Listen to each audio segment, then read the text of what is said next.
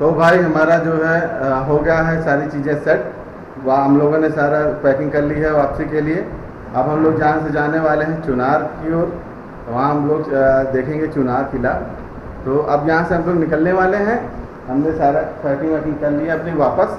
सबसे ज़्यादा ख़राब काम यही लगता है भाई, सारा चीज़ें अनपैक करने के बाद पैक करना। हाँ भैया जा रहा हूँ। विदाई विदाई दोगे कुछ? आओ फिर। तो भाई यहाँ से निकलेंगे, अब हम लोग चाय नाश्ता करेंगे कुछ। तो नमस्कार दोस्तों, मैं हूँ धीरेन्द्र सिंह और आप सभी का स्वागत कर रहा हूँ आपके अपने YouTube चैनल टूर लवर्स में।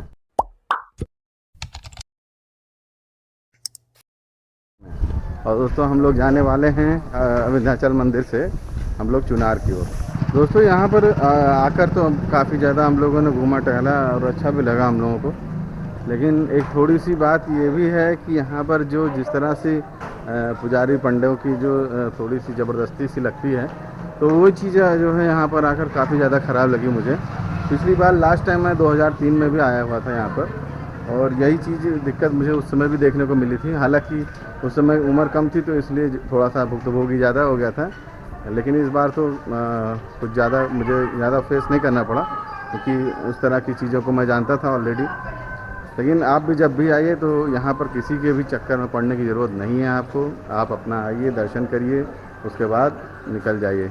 तो भाई पैसे निकाल लिए सनी भाई ने। कितने करोड़ निकाले भाई साहब? 1 करोड़। उन्होंने 1 करोड़ पैसे रुपए निकाल लिए हैं। और इसको लेके कैसे जाओगे? इसी बैग में भाई, पैसा ही तो है। ये भाई साहब ये देखिए पैसे मेरे छोटे से थैले में 1 करोड़ लेके जाएंगे। तो भाई अब हम लोग जा रहे हैं भाई। यहाँ से जो पता चला है, यहाँ से हम लोगों को पहले ऑटो लेनी पड़ेगी मेन रोड के लिए। फिर मेन रोड के बाद हम लोग को जाना है वहाँ से बस अड्डे। बस अड्डे पर जाकर हम लोग चाहे वहाँ से बस पकड़े या ऑटो भी पकड़े। ऑटो भी पकड़े वहाँ से जाया जा सकता है चुनार की ओर, लेकिन ऑटो मेरे ख्याल से काफ़ी ज़्यादा वो टायरिंग हो जाएगा, तो उसमें ज़्यादा प्रॉब्लम होगी। इसलिए ऑटो की जगह मैं बस प्रेफर करूँगा। तो पहले वहाँ जाता हूँ, देखता हूँ किस तरह की व्यवस्था है, उसके बाद मैं आगे निकलता हूँ। भाई हम लोग टेम्पोलिन का मज़ा ले रहे हैं फ्री में। केवल 30 रुपये में पूरा टेम्पोलिन का मज़ा आ रहा है। और कम से कम यही मज़ा हम लोग को मिलने वाला है 4-5 किलोमीटर। इतनी बाउंसी रोड है, इतनी बाउंसी रोड है पूछिए मत। और हम लोग निकल रहे हैं यहाँ पर, जहाँ से चुनार की मिर्ज़ापुर की ओर। मिर्ज़ापुर से ही वहाँ पर चुनार की बस मिलती है। अब हम लोग ऐसे कूदते फुदकते निकल जाएंगे मिर्ज़ापुर। यहाँ बता रहे हैं ऑटो वाले भाई कुछ देर के बाद जो है यहाँ पर रोड अच्छी है। तो लेकिन अभी ऑलरेडी हम लोग कम से कम 3-4 किलोमीटर ऐसे ही आ गए, और इसमें ऐसे बाउंस करते करते। तो यार फाइनली हम लोग आ चुके हैं मिर्ज़ापुर के बस स्टैंड पर।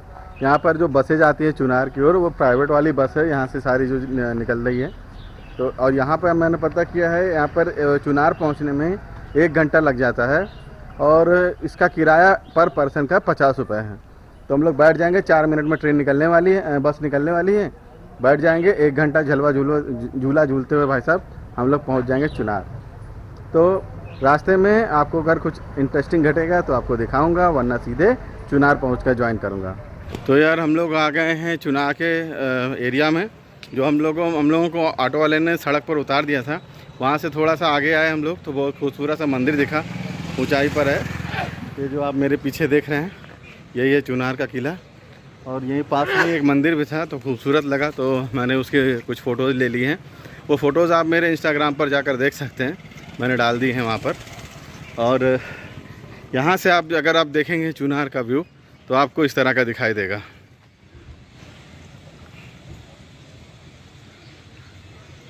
यहाँ से उसकी 4 दीवारी दिख रही है चुनार किले की, ये सामने है। और जो है मैंने कई सारी लोकल लोगों से बात करी, पता किया कि वहाँ पर कैसा है, क्या सिस्टम है। तो वहाँ बताया गया कि वहाँ पर जो गाइड हैं वो आपको डिस्ट्रैक्ट कर सकते हैं।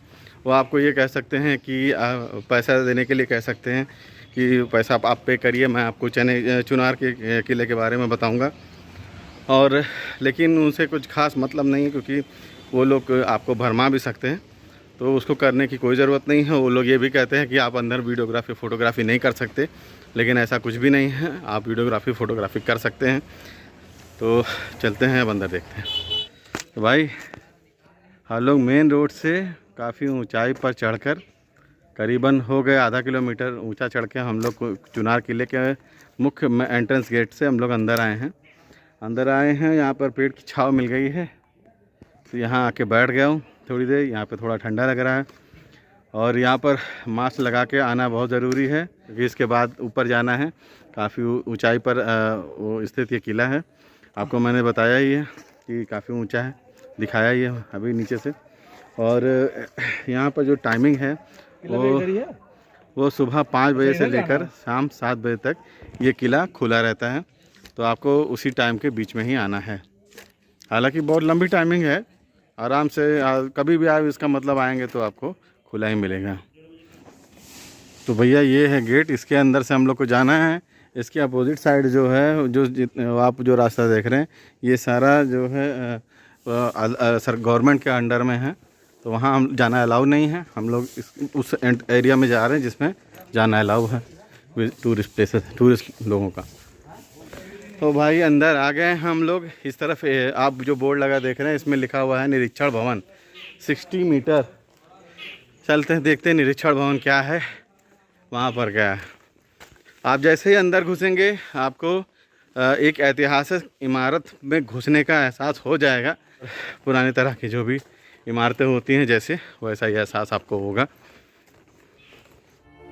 दोस्तों, मिर्ज़ापुर गजेटियर के अनुसार राजा विक्रमादित्य ने अपने भाई भर्तृहरि के लिए यह चुनार का किला बनवाया था और इस किले पर विक्रमादित्य के बाद पृथ्वीराज चौहान का राज रहा और उसके बाद मुगलों ने इस पर शासन किया और अंततः यह अंग्रेजी शासन के अधीन ये चला गया था। British governor general Warren Hastings का ये बहुत पसंदीदा स्थान था और उसे यहाँ का जो व्यू था वो बहुत प्यारा था, इसलिए वो यहाँ पर रहना बहुत ज़्यादा पसंद करता था। जब इसमें आप अंदर किले के अंदर आएंगे तो इस तरह सा व्यू आपको दिखाई दे जाएगा। यहाँ पर पीछे ही इसी के साथ साथ ही गंगा नदी बहती है और जो किला है काफ़ी ऊंचाई पर होने के कारण जब आप इस किले के किनारों पर आप जब खड़े होते हैं तो एक खाई सा देखने का एहसास होता है और देखने पर आपको अच्छा लगेगा, थोड़ा महसूस अच्छा लगे होगा आपको।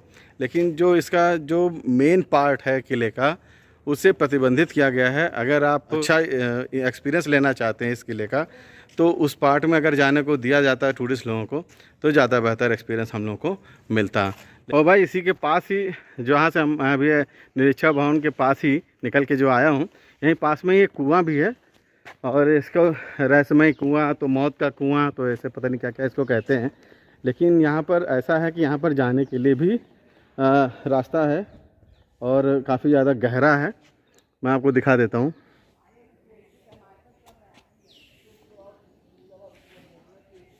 इसमें बताया जाता है जाने के लिए सीढ़ियाँ भी हैं और अंदर जा सकते हैं और इसमें मशाल रखने की लगाने की भी जगह है इनकी दीवारों पर।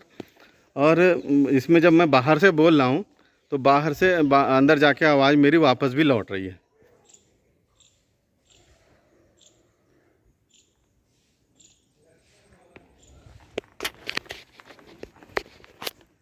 तो यार चलते हैं, देख लिया कुएं को भी, थोड़ा सा रोमांच पैदा करता है ये कुआं पुराना होने के कारण और इसमें जो आवाज़ आती है वापस लौट के उसके कारण।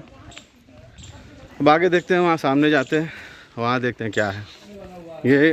अब हम वहाँ से निकल के जो आए हैं अब इसी के सामने आपको मिल जाएगा ये जो आपका मेन जहाँ से एंट्रेंस गेट से हम लोग अंदर घुस के आए थे। अब वहीं के पास में ही अगर आप लेफ़्ट साइड मुड़ेंगे तो इस तरह का स्टेप आपको दिखाई दे जाएगा। अब इसके अंदर से हम लोग ऊपर चलते हैं, देखते हैं ये जो स्टेप्स हैं। मैंने जो अभी तक जो थोड़ा बहुत रिसर्च किया था उसके में जो पता लग रहा है कि यहाँ पर हाथी घोड़े चढ़ाने के लिए शायद ये स्टेप्स बनाए गए थे। इसमें जो ग्रुप डाले गए हैं इसी के लिए डाले गए हैं ताकि उनका पैर स्लिप ना करे।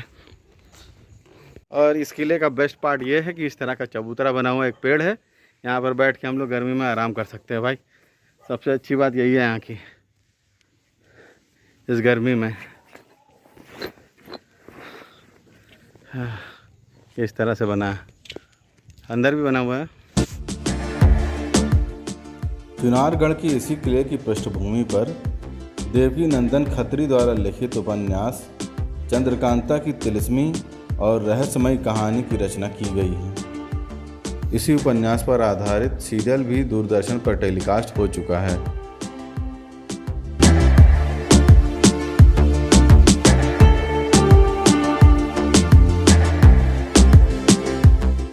यहाँ कोई ज़्यादा शोर शराबा है नहीं, तो इसलिए मैं आराम से मोबाइल के माइक से ही शूटिंग कर पा रहा हूँ। आराम से बन जा रहा है क्योंकि कोई भी शोर शराबा यहाँ पर नहीं है। दोस्तों, इसी चुनारगढ़ के किले में सोनवा मंडप भी स्थित है। कथा है कि इसी सोनवा मंडप में महोबा के राजा आल्हा और राजकुमारी सोनवा का विवाह हुआ था। इसी सोनवा मंडप के पीछे राजा भर्तृहरि की समाधि स्थली भी है। तो ये आप जो मेरे पीछे देख रहे हैं, ये राजा भर्तृहरि नाथ की समाधि स्थल है। ऐसा कहा जाता है कि यहाँ पर राजा भर्तृहरि ने यहाँ पर तप किया था और राजा विक्रमादित्य ने यहाँ पर आकर उनको यहाँ से ले जाने के लिए बहुत अनुनय विनय किया था, लेकिन वो नहीं माने और यहाँ से नहीं गए। तो ऐसी कथा है कि राजा विक्रमादित्य ने, जो कि भर्तृहरि के बड़े भाई थे, उन्होंने उनके सुरक्षा के लिए यहाँ पर ये चुनार का किला बनवा दिया गया, उन्होंने बनवा दिया। और ये जो किला है, जिस तरह के टापू के जैसे एरिया में है, जिस तरह के पहाड़ी जैसे शेप में है, वो एक पैर के आकार का है। इसलिए ये जो किला है, इसको चरणाद्रि महल भी कहा जाता है। तो हमने ये देख लिया है, जो भी हिस्सा यहाँ पर टूरिस्ट के लिए खोला गया है, उतना हिस्सा हमने एक्सप्लोर कर लिया है। और जो जानकारी मुझे हो पाई इस किले के बारे में, वो मैंने आपको दे दी है।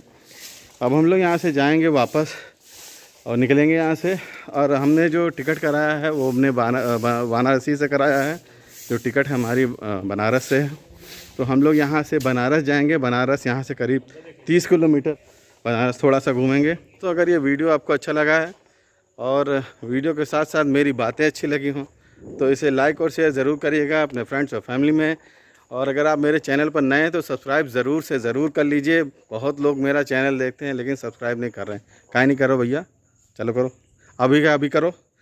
और अभी करके लाल बटन के साथ साथ घंटे के भी बटन को दबा दीजिए और बन जाइए आप हमारे टूर लवर्स 2020 फैमिली के मेंबर। और मुझे ऐसे ही प्यार और सपोर्ट देते रहिए जैसे कि आप अभी तक मुझे देते आए हैं। तो मिलता हूँ आपसे अब नए एपिसोड में। मैं धीरेन्द्र सिंह विदा ले रहा हूँ आपसे। जय हिंद, जय भारत। सपोर्ट करो भैया, काहे बैठा हो, सब्सक्राइब करो, सब्सक्राइब।